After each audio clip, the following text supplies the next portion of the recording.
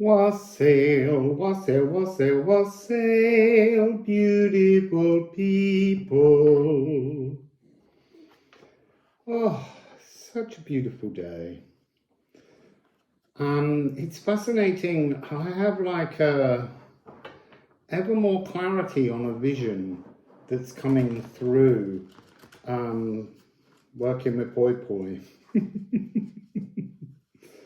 And every time another layer comes through, I'm like, oh, of course.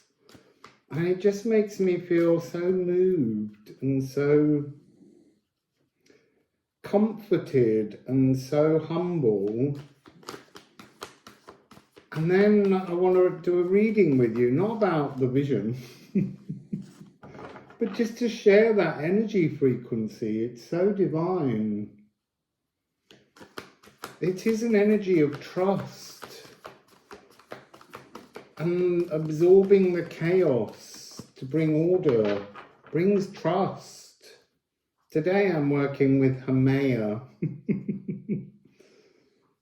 birthing instinctual trust.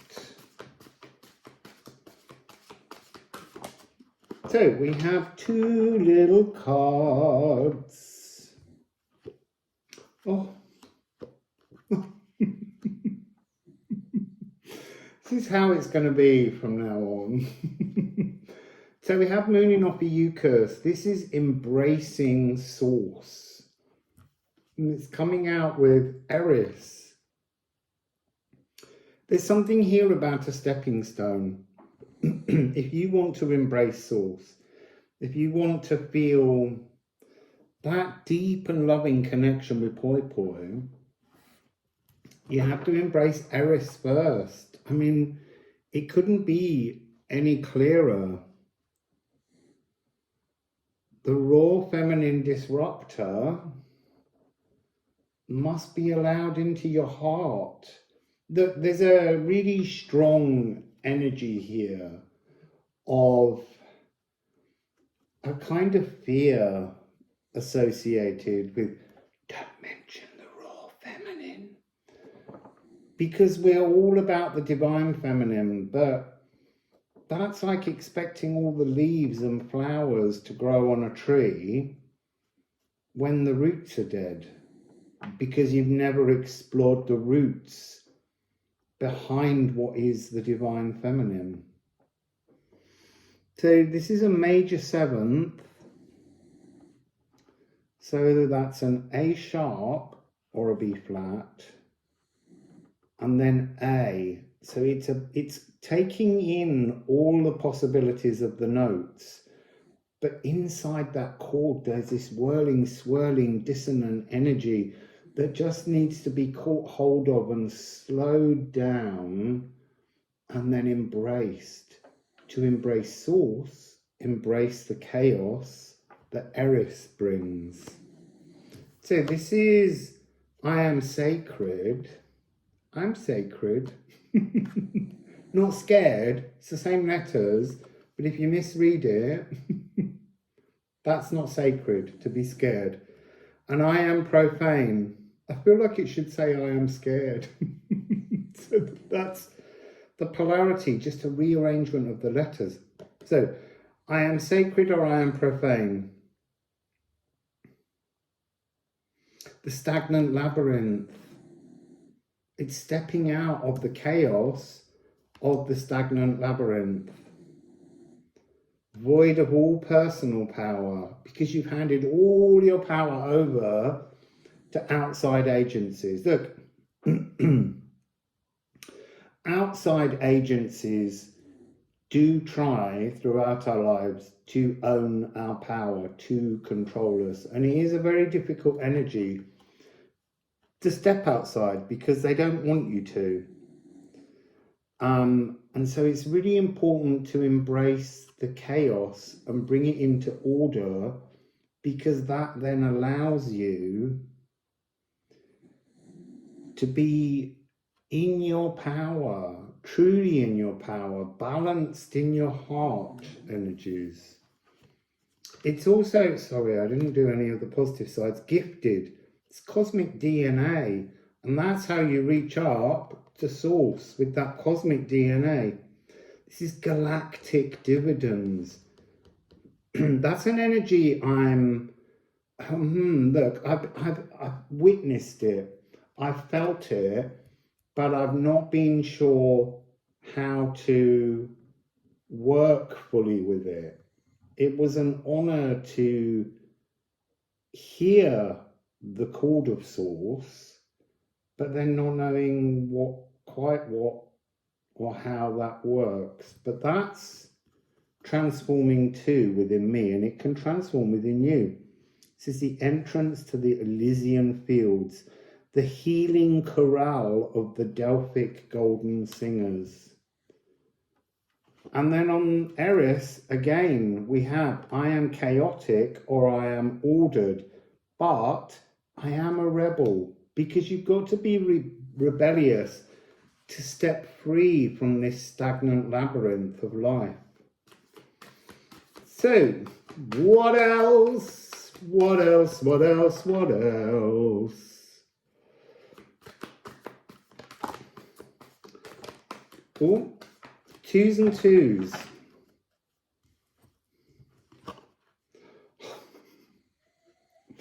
So, since I had today's epiphany, to do with embracing source through Eris, we're getting spirit turn up, or I'm getting spirit turn up in every single reading I've been doing as I've been shuffling the cards and asking questions. And it's here again, pulling spirit towards you, magnetizing spirit. But it's got to be playful. You won't draw anything towards you if you're not playful. So this is universal soul attraction, fixed fire, and spirit coming in as kind of an air frequency, an aether frequency, igniting your fixed fires, your aether fires within. So this is practicing scales and arpeggios. Look, if you want to be a magician, a musician, if you want to be a musician, you have to practice your scales and arpeggios. You have to put in some kind of dedication. It's not worth just saying, I'm ready to embrace source and spirit, because you have to go through some kind of process that shows your dedication to that desire. You have to reveal your desires through dedication. So practicing scales and arpeggios, esoteric entanglements is what you're building here. Cosmic order, beginning to understand that there is a cosmic order around things, but it's not the order that lots of people say it is. There are moments when there are magical gifts that the cosmos, poi poi, passes down to all of us to help trigger opportunities. But most of the time it's down to you showing some kind of dedication to the art of empowering yourself. That's the only way I can think to put it. It's a natural philosophy, and it's playtime. I am magnetic or I am repellent. You have to practice being magnetic. Otherwise, nothing will be drawn towards you. Spirit, I am spirit or I am matter. So we're all matter, but our consciousness is spirit. But how open, how awake, what is the frequency of your spirit within your matter? That's part of this. This is also the pentatonic scale, which is all the black notes. It's in lots of other keys, but it's very easy to play on a keyboard. If you only play black notes, that becomes a pentatonic scale. And there's something within this transformation of the 5 notes that's talking about the echo of the flower, the rose of Venus, which is to do with your heart's desires. Every time she passes in front or behind the sun, she changes from evening to morning star or the other way around, but she creates this wonderful 5-star rose pattern in the cosmos. So we have Quicksilver and Pluto. This is your mind exploring your shadows, opening space to explore your shadows, to see the things deep inside you that are stuck. You need to identify where you are stuck, and then you need to practice your scales and your arpeggios to break that energy free. It's not something that just comes in a moment, because the next day you might stumble over it.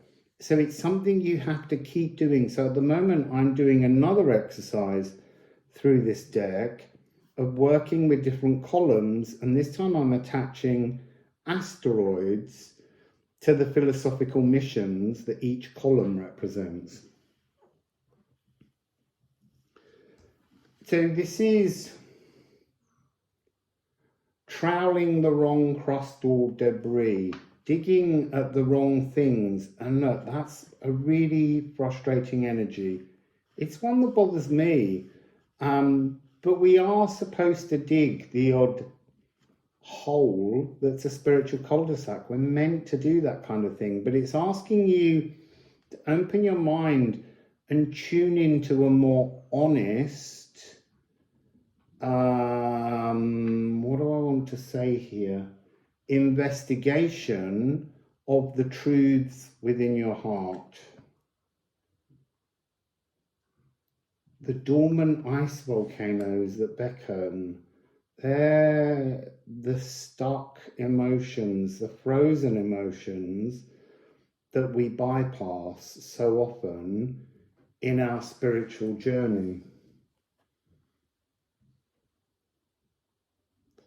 There's something about the Quicksilver energy that's a kind of 3/4 rhythm to 6/8. So there's 3 beats to the bar, but when you transform your energy here to bring in more opportunity through spirit and by practicing your scales, instead of doing them as 3 crotchet beats to the bar, they suddenly become 2 dotted crotchets, which totals 6 quavers. So it's like a speeding up, but without the actual full focus of a bar transforming in its length.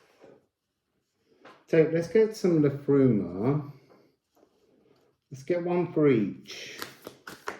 Mooning off a Eucus and Eris, please, Liffruma, if that's what you would please deliver to us.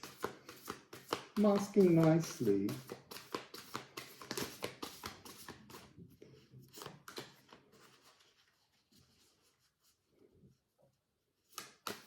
The moral compass challenges that need to be practiced. See, look, in the darkness are the nutrients. In the fears are the joys. In the bleakest moments, in the bleak midwinter, that's where the opportunities are to embrace source. It begins in the shadows. We can't say this enough. They're not something to be frightened of. They're something to be embraced if you want to embrace source. Otherwise, you're in denial. I'm sorry, but you are. So down here, calc. Trying to anchor in, trying to turn on the electromagnetism within your heart to pull spirit energy towards you. Self-actualized salvation.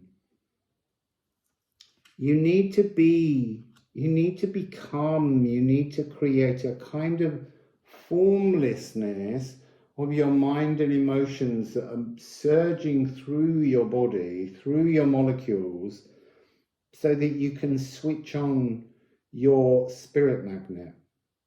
And look, the magnet will come on and go off, but that's the whole point of practicing the scales and arpeggios. I don't know what practice you need to do. That has to be your choice, but don't deny it, don't skip it if you really want to see some kind of results.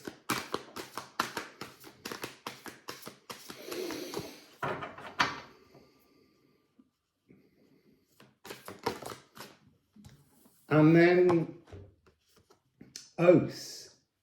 When you're troweling the wrong crust or debris, you will find inside cosmic eggs.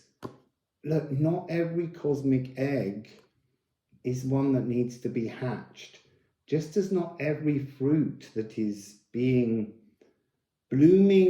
and ripening on your personal Yggdrasil tree are worth picking and consuming. Some of them need to be left to fall and rot because they're more nutrients that can be rearranged and brought into your body, your cells, your being in a new form. So it's like unfixing fixed ideas, allowing them to dissolve, allowing them to become mutable, so that then they can rearrange and become cardinal, that you can draw in to your soul journey. So I think we'll just get some other runes. Other runes. So here, compassion. Tear, which is on Nide, the shadows. When you explore your shadows, what you find may disturb you sometimes, but you have to find a way to transform that discovery with compassion, and that compassion is for yourself. That's how we move through this frequency.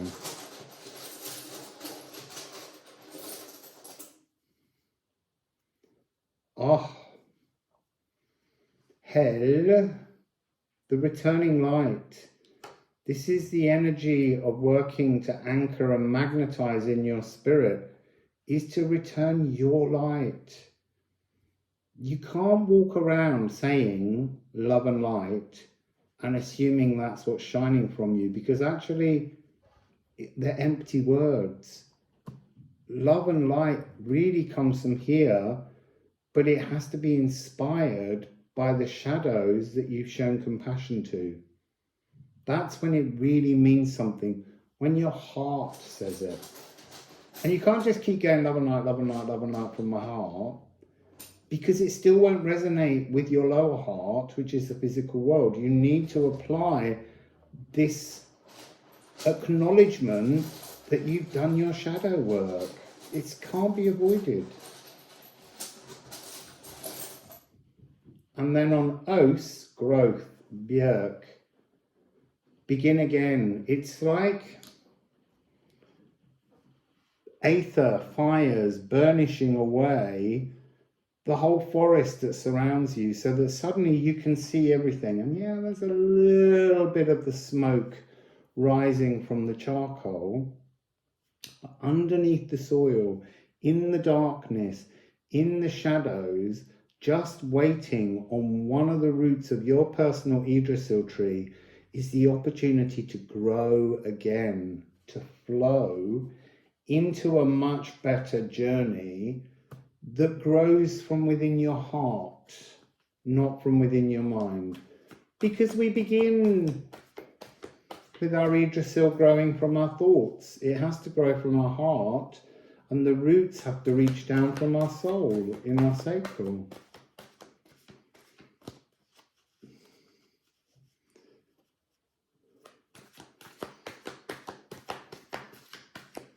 Do you know, it's terrible. I'm so excited by the new things that are coming in.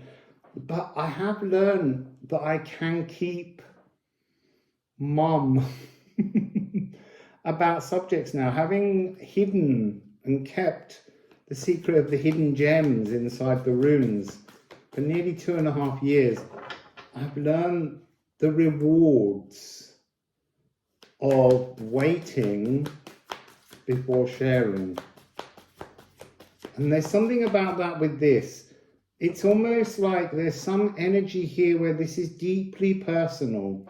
This journey that you're trying to do to reach out and embrace source, it's personal. It's not something we need to share. Look, I am sharing it because I'm trying to help you understand opportunities and possibilities, but I'm not comfortable sharing any of these things if I'm honest. And that's what I have to be. I do this because I feel it's something that Spirit wants me to do. It's a personal thing. So knowing how much of something you share is important. So it's important for you all to go on. Look, we've got semi-sextile. There's something very small and deeply personal about this energy, a tangible path of potential. You have to find your fledgling footsteps, the lapping waves that you're sure. Don't virtue signal to anyone about the things that you have achieved, the things that you have reached for, because that just hurts other people, because then they think, why can't I do that? But it also will energetically slow down your own progress. There's something about the boastfulness of virtue signaling. I'm getting that energy of virtue signaling an awful lot at the moment, which is what makes me feel so uncomfortable doing these, because there is an energy of virtue signaling in me explaining my journey. So this is ebbing new life and sensing change and tasting the incoming possibilities. And I am tasting some incoming possibilities, but I have to keep them personal. They have to remain within me until they're ready to be birthed. And that's a lesson that I've learned over the last 3 years. I could hear this card on the bottom of the Liffruma deck is Vain. That's the card of virtue signaling. Dressed, obsessed and oppressed by the liveries of any thoughts but your own. Exit the influence of others. Weather the changes of thought by using love as your compass. Eris, the moral compass challenges. Brave out life. Brave out your life. And then on the bottom of the deck here, Taurus, congelation, amassing a spiritual density to your life, to your pathway forwards, crystallizing your growth, but not waving a flag about it, just finding it very calmly and easily resonating within you. This is a full symphony orchestra. And these two, look, they're so beautiful together.